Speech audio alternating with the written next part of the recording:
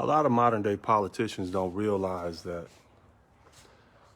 we are not our ancestors, in that black women don't necessarily run black men like they used to. They don't have that influence that they used to have over us, largely because we are not the married population that we used to be.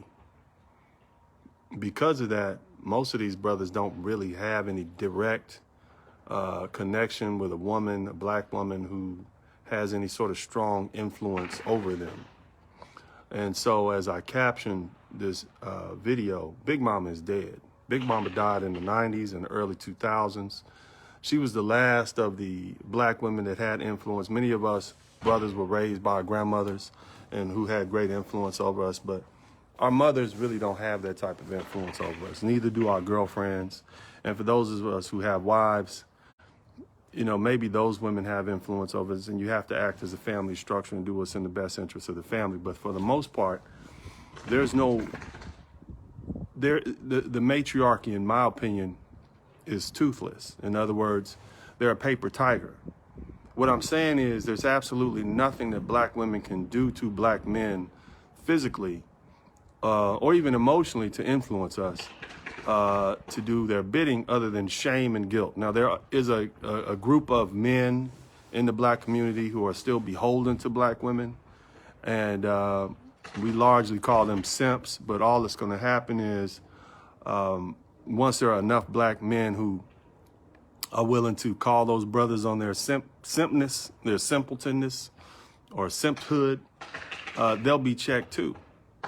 And so in its place, you're going to have the rise of black men who are independent thinkers, who decide that they're going to do what's in their own best interest. Now, I say this in the context of this upcoming election that should be held tomorrow, and I know that people are voting right now. But I'm very disappointed at people like Joy Reid of MSNBC, who are now attempting to, you know, talk bad about black men, because as the polls indicate, there's a large or significant group of black men who are planning to vote for Donald Trump. And Donald Trump and his campaign, along with Joe Biden and his campaign, are now signaling that black men are going to be the deciding vote. Now, remind you, for the last year and a half, it's been black women are going to hear or need to save the Democratic Party. As they courted black women. They made all sorts of promises to black women. They even nominated Kamala Harris as a Democratic vice presidential candidate, with the understanding that Joe Biden is an old man, and he may very well not last his first term. He may retire in his first term, which will leave Kamala Harris as the president of the United States. And I know that there are a lot of black women who would look forward to that. And I have no problem with a woman or a black woman being president of the United States. I just particularly don't like Kamala Harris and her history as a prosecutor in San Francisco who put black women in jail for having children that were truant to school. And I say that because there's so much other crime she could have targeted, but she specifically chose to enact some laws or enforce laws that targeted black women and children. And that I find is despicable, and it's a bully tactic. But back to my main point. My main point is that the Democratic Party, their weak link is black men, meaning that black men are dissatisfied with the Democratic Party, and we have been for a while. In fact, if you look at the exit polls in 2016, it shows that 13% of black men voted for Donald Trump, and that was those who were willing to admit it. And so now you have a situation where there's probably up to 20% of black men who are going to vote for Donald Trump, according to the polls. And in my opinion, probably about 25 to 30% of black men who are actually going to vote for Donald Trump. But the 10% that's over and above the polls are just not willing to say so, because it's still uncouth to say so. Now, I don't support Donald Trump, nor do I support Joe Biden. And I don't support either one of them for the same reason, because I both think they're white supremacist racist, and they don't have the interests of black men at hand. But here's the thing. I can tell you this. Today is Monday, November 2nd. nothing's going to change for black men on Thursday, by Wednesday, November 5th. Nothing's going to change. Or Wednesday, November 3rd. November 4th. Nothing's going to change for us. It's still going to be the same. We're still going to have police pulling up behind us with their sirens. We're still going to have our children being taken from us in family courts by our women. We're still going to be disenfranchised. We're still going to be talked bad about in the media. We're still going to be labeled thugs, sexual deviants, promiscuous. We're still going to be the pariahs of the American societal groups. We're still going to be that. So my question to people like Joy Reid, who talk bad about black men for choosing to vote for whatever party, Donald Trump or whoever, my question to you is, what more can you do to us that hasn't already been done? What are you sisters going to do? You don't even have the weight the grip Big Mama had. Matter of fact, a lot of these brothers don't even see eye to eye with you on many of these political issues. Matter of fact, we despise some of the positions that you all take. And even though our brothers love their daughters, they love their mothers, they love their sisters and their aunties and their grandmothers, we love you sisters. But you guys have basically totally abandoned us when it comes to the politics of this country. You went for self. That's why you're the most educated group of women in America. You left us behind, sister. You took our children from us in family court, and some of you are proud of it. Matter of fact, many of you talk about getting the bag. What does that mean? You getting the bag from white men, Hispanic men, Asian men? No. What you're doing is you're getting the bag from brothers. You're taking them and you're getting them to buy you stuff and using them, and you're having sex with this man and that man and that man. You're not willing to get married. Many of you have what? Children out of wedlock? And I know you was going to say, well, what about the black men that have children out of wedlock? I got you. 51% of black men don't even have children. What does that tell you? That means there's only 49% of black men who possibly could have given you those children that you have. Now, I have a greater point. I'm not picking on you, sisters. I want to talk about something. Another 27% of black men, 31% of black men are married and live with their wives. So that means you only have about 18% of black men who have children outside of wedlock here in the United States. 82% of black men are married or don't have children, whereas 80% of black women have children outside of wedlock. Now, I'm not picking on you, sister, but what I want to do is I want you to use that as a litmus test for your value system. What does that tell you about black men? It tells you they're probably pretty conservative.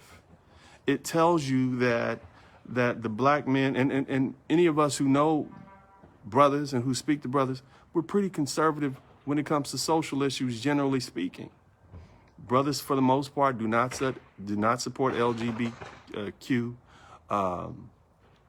policies and whatnot. We don't. That's just our position. And I know that makes us, toxic and masculine and bigoted and all that. I get it. But that's just how brothers position themselves. As I said, 51% of black men aren't married and don't have children. And another 31% of black men are married with children. And that's a higher percentage of that's a higher marriage rate than black women. So it lets you know that many of these black men are conservative, and they're also physically conservative, fiscally. And that means financially. There are more black men in college than there are in prison. And I would love for there to be less black men in prison, but there are still a significant amount. But the fact that there are more black men in college and prison lets you know that we support education. Per capita, black men make up outstrip their percentage in the general population in the military. So that means we're for military service. It lets me know, and it lets anybody who's looking, who's paying attention, know that black men are, for the most part, have some socially conservative ideas. The reason they don't like the Republican Party is because it's full of bigots and racists. And traditionally, at least over the past 50 years or so, they've been racist, and that's why we've been running away from them. But now when you present us with a Joe Biden who is clearly racist, and you present us with a Republican Party who's also racist, then those two factors cancel out each other. And brothers just have to figure out which one of these jerks am I going to vote for. Both of them are racist. That's what's happened. And so for people like Joy Reid to try to scare black men You can't scare us. There's nothing that you can do to black men that hadn't already been done to us. And I'm talking about my black American brothers and sisters who have ancestors who are descended from the American slave system. And I know that we've traveled all around, and there's been a mixing, and people from the Caribbean have come to the United States, or what was the United States or the territory at the time in South America. I get that. But for the most part, what I'm talking about is those of us who sat around and listened to our stories of our grandmothers and our grandfathers and our uncles and all these people who told us the stories about how they were treated and how they were actually mistreated in this country.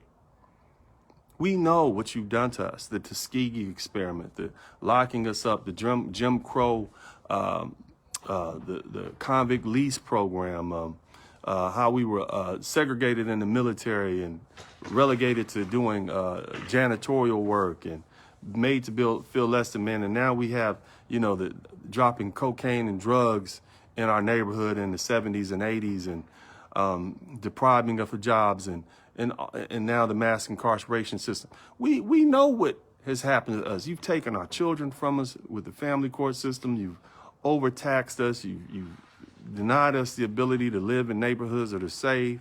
You've underfunded our schools. You've made us feel less than men for so long, and you've taken our freedom and our lives. So what more can you do to us? What more? How do you think you can scare somebody with death who's already embraced death? The vast majority of my generation grew up not thinking that we were going to live past 26. We have to fear the police. We have to fear each other. We have to fear our own sisters sometimes. So what else can you do to us? How do you think your little threats of retaliation and making us feel bad about our choice, how do you think that's really going to go over? It's not. Big Mama is dead. The only women that had influence on us are those women that we respected from 20 and 30 years ago. Now, of course, there are some exceptions, and there's some beautiful sisters that I love listening to and have great influence over me. But, and I know I speak for a lot of brothers, but for the most part, y'all don't have that influence over us anymore, and you can't make us do it with fear or shame, ladies. It's over. It's over. It's not going to happen. You're looking at the rise of black men. Black male independence is on the rise because we realize you've taken everything from us that would have normally kept us on the plantation. Our family, our love, our children, you basically divested of anything, and you mock us in public. You've been doing that for the past 40 years. And now here you are coming to us on the cusp of this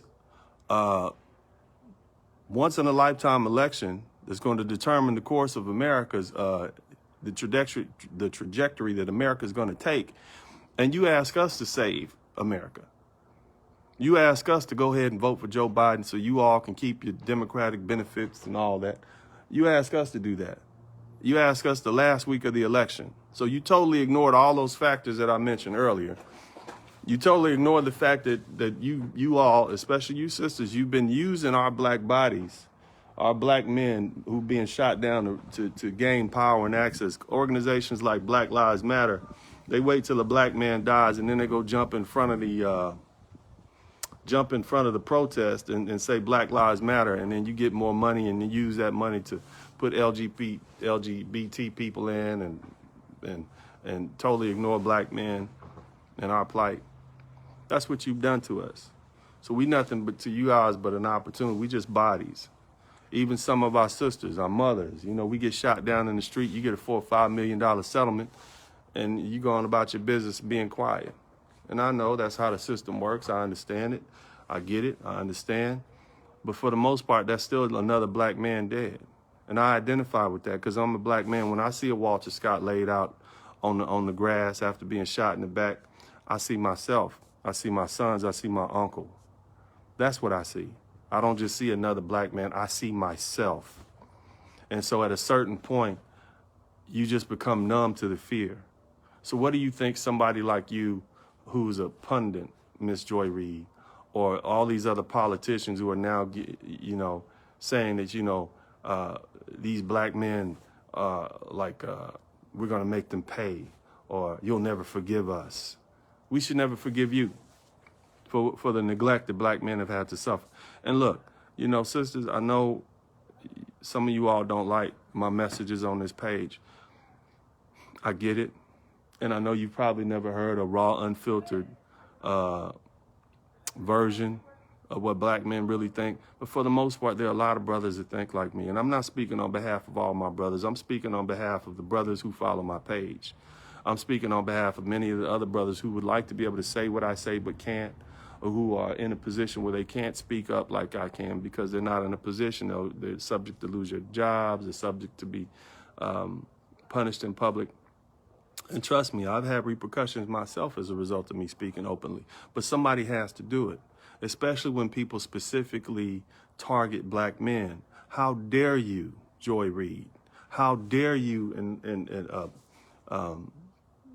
Representative Maxine Waters? How dare you directly target black men and tell us what you're going to do to us if we don't vote for the candidate that you want us to vote for? How dare you do that? After all the atrocities that we as black men have had to suffer in this country, how dare you target us like that? How dare you diminish our thoughts and our feelings and our dedication and our contribution to this country by telling us we have to vote for who you want us to vote for? And I don't care who you brothers vote for. Okay, brothers, you vote for whoever you want to.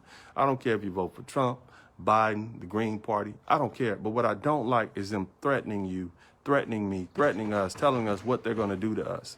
So my response to you is, it doesn't matter what you're going to do because it's already been done and we're still here. We're still here. So it's nothing that you can do to us. The retribution that you seek, I tell you, the Bible says when you dig a grave, you dig two. Because what you plan for your enemies, what you plan for us, is going to happen to you. That's what the God in my Christian Bible says. So all you sisters out there thinking you're going to do something to brothers, all that's going to happen is you're going to continue to get left alone. You wanted to be independent, you're independent. God bless you. I support you 100%.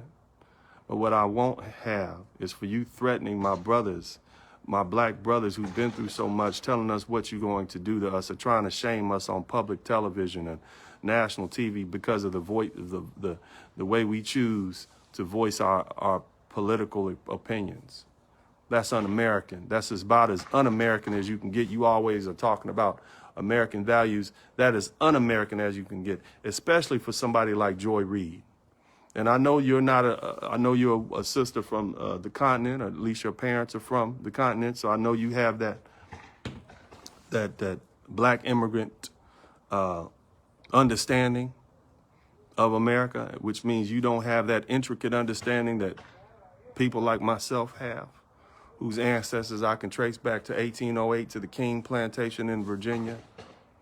You don't have that understanding, and so you are out of place to be talking bad about what my black American brothers choose to do with their vote. See, black American men did slavery by ourselves largely.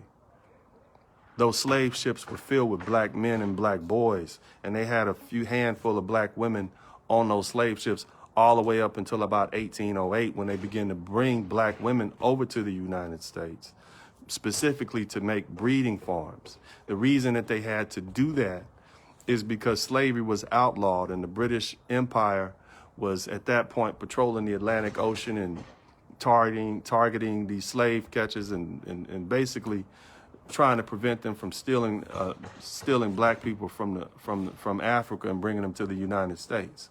But all the way up until that point, and that was only 50 years or so until the Civil War happened, but all the way up until 1808, it was black men doing time here in the United States as a captured enslaved people. It was black men doing that time. That's why the population up until 1808 was only 400,000. And then by the time we got to 1860, it was 4 million. In that 50-year time period, we increased tenfold because of the breeding farms. But before that, there was just black men here. There was never any, the reason they didn't bring women over, because there was never any intention to have a black population of slave descendants here in the United States. There was never any, this was designed to be a white man's country. There was never any intention of that. This is something that happened of happenstance. This is something they figured, well, you know what, we got to do what we got to do to survive with making this money.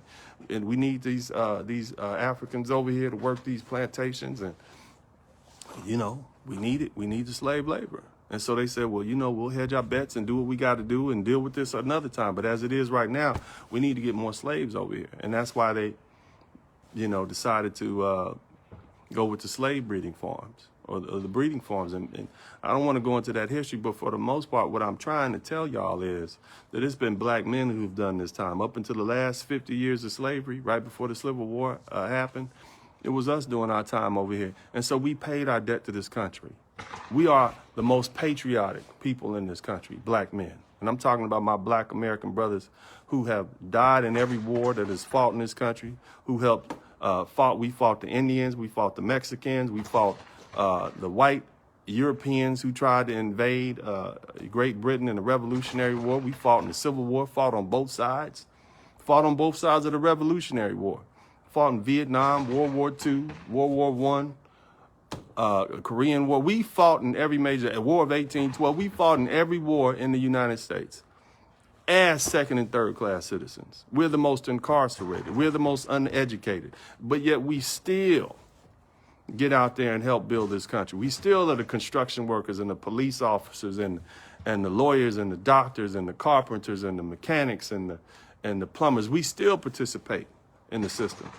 And we have every right to rebel against it, but we don't. And so for somebody like Joy Reid, whose parents just got over here to this country, to tell black men or try to shame black men out of not voting or doing what they feel is in their own best interest is the most un-American thing I've heard said. And that goes for Barack Obama, and that goes for Sister Maxine Waters of Los Angeles, Representative Maxine Waters. You better than anybody else should know better. You don't do us like that. Shame on you, Maxine Waters. Shame on you, Joy Reid. I don't care who you brothers vote for. I just want you to know that you have a right to vote for your own best interest and that you don't have to justify who you vote for and that there's nothing that anybody can do about it. But what we won't stand for, not in 2020, going forward, is people telling black men what they can and can't do because we're no longer on the plantations. This is a different breed that you're dealing with. Big Mama is dead. You sisters don't have the influence that you used to have. You said you wanted to be independent. You've been screaming it and hollering it for the past 40 years. You're independent now. You said that black men are ain't nothing. And I'm not going to say the curse word that y'all normally say, but you've been talking bad about us on the internet. Okay, you ran us off. That's why you got 30% of black men who are educated marry outside the race. What that means is, that means is as soon as they get an opportunity, they say, you know what, my options have expanded. I'm going to go ahead and find somebody else. And that doesn't mean that you sisters who are down with brothers and who treat your brothers with love and respect aren't deserving of a good man. That's not what that means. What I'm saying is some of these brothers are just done, and it's because who wants to be with somebody who talks reckless and talks bad about them? Nobody. And you sisters know that. But the main thing is you can't stop this tide from rising. You can't stop these. You've taken everything away from us. So now we're building back from nothing. And so you can't expect you can't have it both ways, sister. You can't talk bad about us for the past 40 years and then turn around when you need us, beg us to come back and help y'all maintain this Democratic Party power so that you can keep the benefits and tidbits and crumbs that these Democrats are giving you all. We don't benefit from those programs that you all benefit from. Matter of fact, black men, for the most part, have been ostracized from the system. So, I love you guys, and I want to see everybody, live and find peace of mind and happiness. But what I won't stand for is people specifically targeting black men and downing us and talking bad about us and telling us what we can't do when we're perfectly within our rights to exercise our vote as we choose. Now, you all might start talking bad about me. For the most part, I don't really care. I'm not a Trump supporter. I'm not a Biden supporter.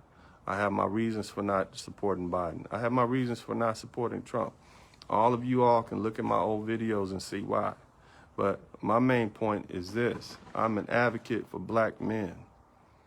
And I arrived at that position organically because number one, I am a black man. And number two, I have 3 black sons. And number three, there's nobody else out there advocating on behalf of black men specifically. Our needs are not the same as black women. But what I won't stand for is you guys continually to deride us and talk reckless about us in public. That needs to be addressed.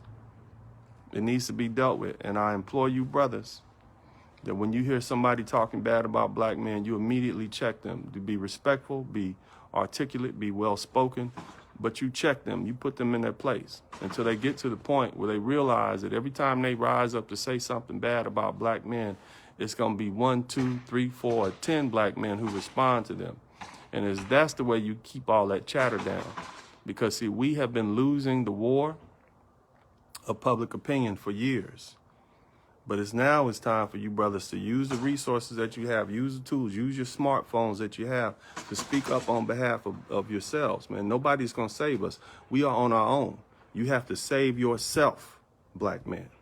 Let me say that again. You have to save yourself, black man. Jesus is not coming out of the sky to do it. The white man is definitely not going to do it. Neither is the Asian man or the Hispanic man, and neither is your own black sisters.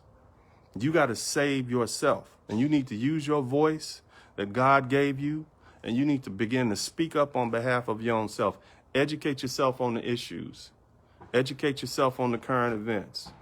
And you begin to speak. And I don't care if you're wrong or not. You speak your mind, and you speak your truth, and you speak the truth. And you tell people what you think.